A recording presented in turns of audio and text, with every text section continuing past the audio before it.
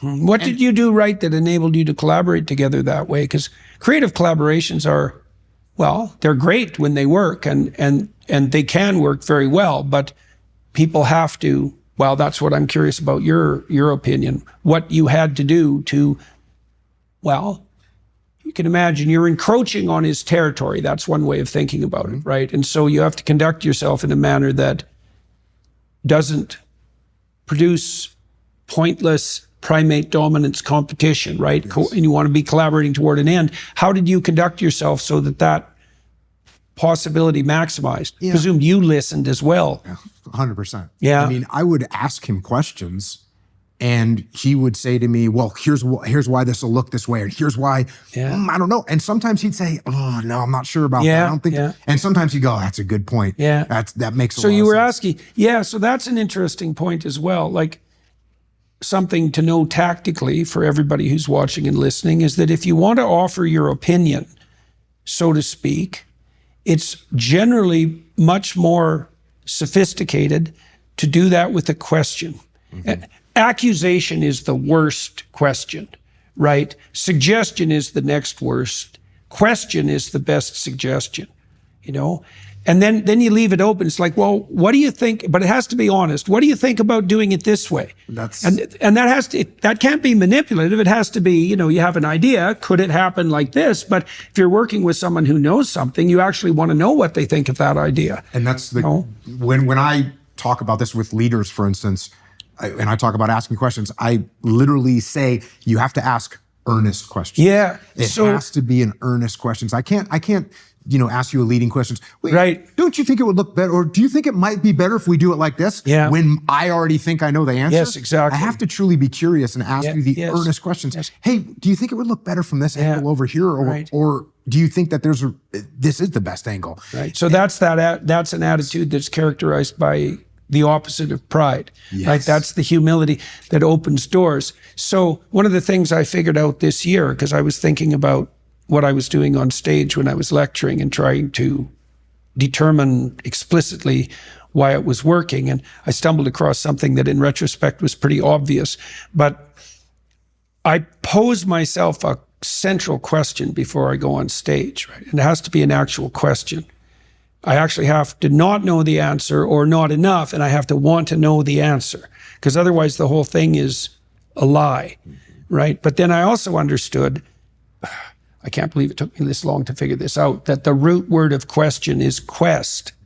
And that what I was doing on stage, because I lecture without notes, and I'm trying to investigate this question, was taking the listeners on an adventure. And the adventure was, the treasure at the end of the adventure was the resolution of that question, or at least maybe it's clarification or further movement towards answering it at minimum, right? And you want a landing too, where an answer emerges as a consequence of the dialogue. But it's definitely a quest.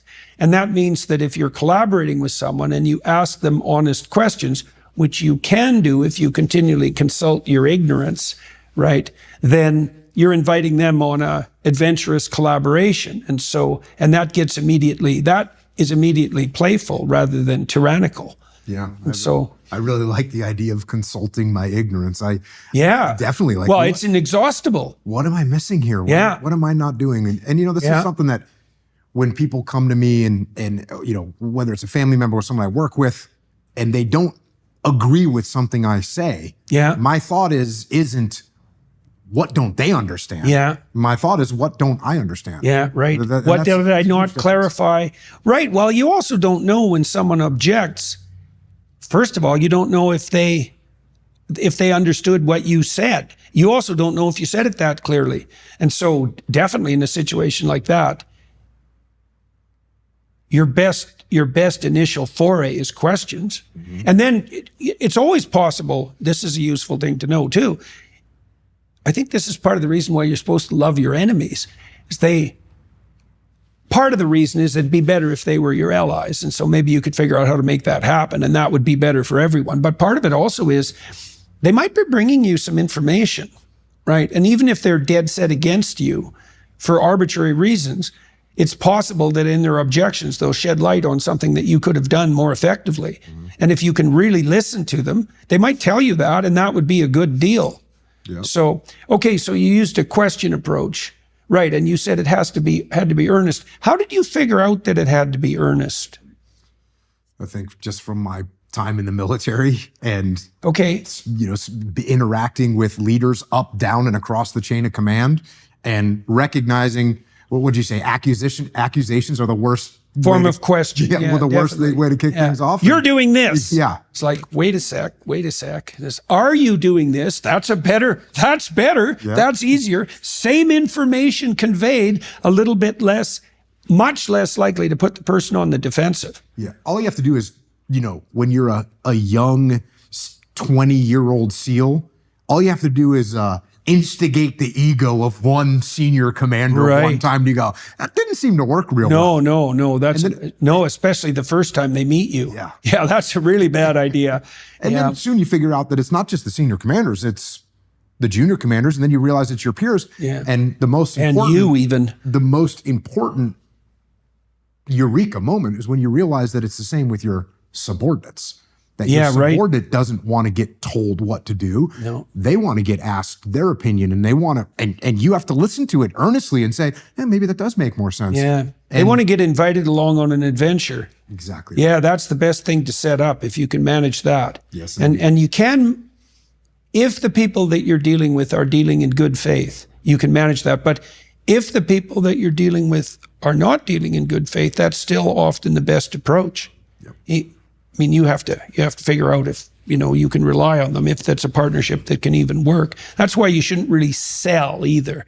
Because really what you're doing is you're offering people an opportunity that's a partnership. And if they're not interested, you don't want them as a customer because they're not going to be satisfied anyways. No. And the last thing you need is a dissatisfied customer. And you can think, oh, they gave me money. It's like, yeah, once. And so that's not that helpful. And who knows how much trouble they're going to cause if they're disgruntled. Yeah. Plenty, right? So don't push. Look, but don't push. Yeah, I was listening to something you were doing the other day, and you were just talking about as a leader, an invitation as opposed to an order. Yeah. And I think you used something even more extreme than an order, mandates, these types of things. Exactly. Use of fear and compulsion. Right. That's all sign of bad policy. Fear, compulsion, mandates, orders, all of that. Yep. And it's much more effective to proffer an invitation. And that could be a rough invitation. That's going to happen in the military for sure. It's not like the stakes aren't high, but it still is, and this is one of the obstacles I had to overcome when we started doing leadership consulting with civilian companies, because people have the stereotypical view that in the military, you bark orders at someone, and then people are they're going to obey. Yeah. Right. Yeah. Right. Exactly. Yeah. Right. Yeah. No. Well, you can see that there are, and maybe this is a boot camp issue, and there's a boot camp issue with every disciplinary structure. There might be a window of disciplinary necessity where the person involved has to subordinate themselves to somewhat arbitrary demands. That would be the case when they don't know what the hell they're doing and they really need to listen.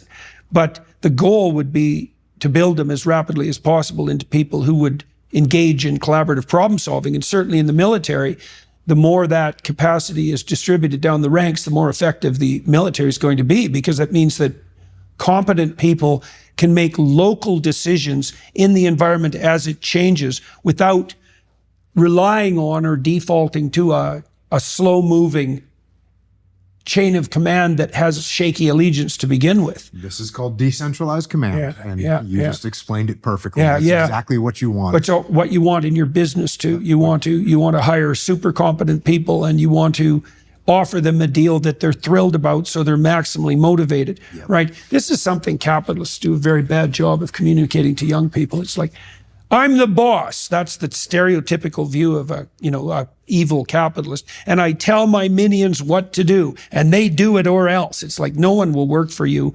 productively under those circumstances.